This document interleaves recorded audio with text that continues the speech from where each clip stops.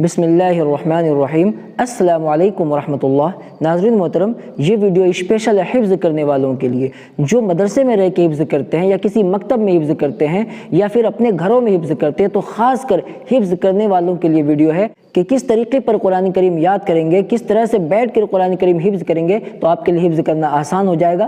तो ख़ास कर हिफ्ज़ करने वालों के लिए वीडियो है, तो इस वीडियो को पूरी देखें, इंशाअल्लाह आपको बहुत फ़ायदा होगा। तो हिफ्ज़ करने के लिए बैठने के 3 तरीक़े हैं। तो सबसे पहले मैं आपको वो तरीक़ा बताता हूँ कि बैठना किस तरह से है।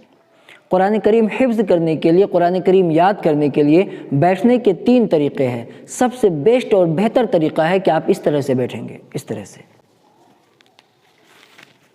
इस तरह से, इस तरह से। तो ये सबसे बेस्ट और बेहतर तरीक़ा है। इस तरह से याद करने में काफ़ी आसानी भी होती है और जल्दी याद भी हो जाता है। और अगर आप इस तरह से पढ़ते पढ़ते थक जाएं तो फिर आप अपनी हालत को बदल सकते हैं, यानी आप इस तरह से भी बैठकर याद कर सकते हैं। यानी जिस तरह से नमाज में तशहुद की हालत में बैठते हैं बिल्कुल उसी तरह से बैठकर आप याद कर सकते हैं। और अगर आप इस तरह से भी बैठकर याद करते करते थक जाएँ तो फिर आप 4 जानू होकर बैठ सकते हैं, यानी इस तरह से, इस तरह से 4 जानू होकर आप बैठ सकते हैं, यानी आलती पालती होकर भी आप बैठ सकते हैं। तो जिस तरह से आपको आसानी हो उस तरह से आप बैठकर याद करें तो इंशाअल्लाह आपको ज़रूर याद होगा। लेकिन सबसे बेस्ट और बेहतर तरीक़ा वही था जो मैंने पहले बताया था कि इस तरह से बैठकर याद करना, इस तरह से।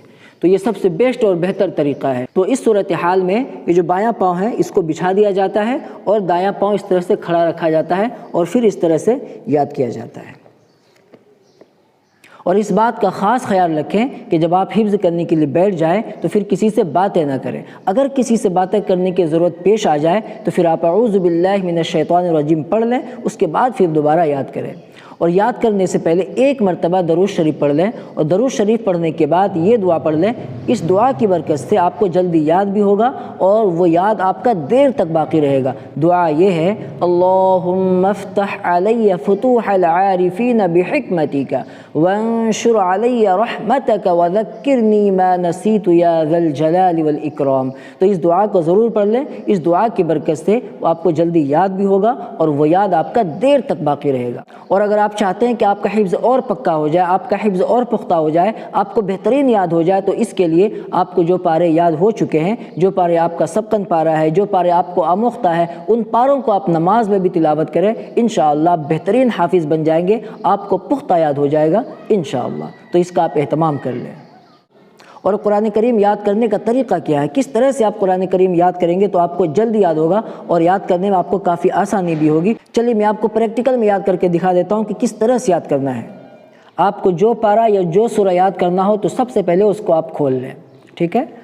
जैसे मुझे याद करना है 30वां पारा सूरतुन नाज़िआत, तो इसको कैसे याद करेंगे। तो चलिए मैं आपको 4-5 आयतें याद करके दिखाता हूँ और तरीक़ा बता देता हूँ कि किस तरह से याद करना है। तो सबसे पहले आप ये समझ लें कि 1 लाइन, आधा लाइन या फिर 1 आयत, जितना आप देख कर आसानी से पढ़ सकें उतना आप देख के पढ़ें। पहले देख कर 3 मरतबा, उसके बाद फिर बग़ैर देखे 3 मरतबा। जैसे वन्नाज़िआति ग़र्क़ा। जब ये आयत अच्छी तरह से याद हो जाए तो फिर आप अगली आयत याद करेंगे, वन्नाशिताति नश्ता। पहले 3 मरतबा देख कर, उसके बाद फिर बग़ैर देखे 3 मरतबा। और जब ये भी अच्छी तरह से याद हो जाए तो आप पहली आयत और दूसरी आयत दोनों को मिला के पढ़ेंगे, यानी पहले देख के 3 मरतबा, उसके बाद फिर बग़ैर देखे 3 मरतबा। वन्नाज़िआति ग़र्क़न वन्नाशिताति नश्ता। जब ये दोनों आयतें भी अच्छी तरह से याद हो जाए तो फिर आप तीसरी आयत याद करेंगे, वस्साबिहाति सबहा। पहले देख के 3 मरतबा पढ़ेंगे, उसके बाद फिर बग़ैर देखे। और जब ये आयत भी अच्छी तरह से याद हो जाए तो फिर आप शुरू से लेके यहाँ तक आप पहले देख के पढ़ें, उसके बाद फिर बग़ैर देखे पढ़ेंगे। 1 मरतबा, 2 मरतबा या 3 मरतबा, जितनी मरतबा में आपको अच्छी तरह से याद हो जाए बिल्कुल रवानी के साथ, उतनी मरतबा आप इसको पढ़ें। इस तरह से वन्नाज़िआति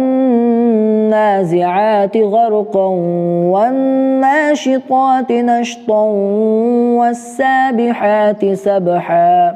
जब ये तीनों आयतें अच्छी तरह से याद हो जाए तो फिर आप अब चौथी आयत याद करें, फस्साबिक़ाति सबक़ा। इसको पहले देख के 3 मरतबा, उसके बाद फिर बग़ैर देखे 3 मरतबा।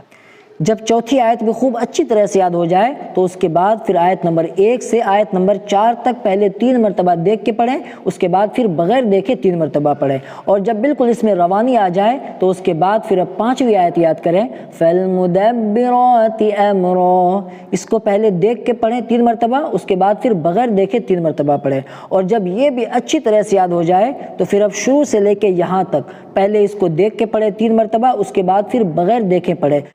اسی طرح سے آپ کو قرآن کریم میں جہاں بھی یاد کرنا ہو تو اسی طریقے پر آپ یاد کریں، انشاءاللہ آپ کو ضرور یاد ہوگا۔ تو خلاصہ سمجھ گئے کہ پہلے آپ کو دیکھ کے پڑھنا ہے جہاں تک آپ پڑھ سکتے ہیں روانی کے ساتھ، اس کے بعد پھر بغیر دیکھے پڑھیں، 1 مرتبہ، 2 مرتبہ، 3 مرتبہ، 4 مرتبہ، 5 مرتبہ، یعنی جتنی مرتبہ میں آپ کو پکا یاد ہو جائے اتنی مرتبہ آپ اس کو پڑھیں، اور جب تک پختہ یاد نہیں ہو جائے آپ اگلی آیت یاد ہرگز نہ کریں۔ امید کرتا ہوں کہ آپ کو اچھی طرح سے یہ بات سمجھ آ گئی ہوگی۔ چلیے ایک مرتبہ اوپر سے پڑھ کے سنا دیتا ہوں۔ وَالنَّازِعَاتِ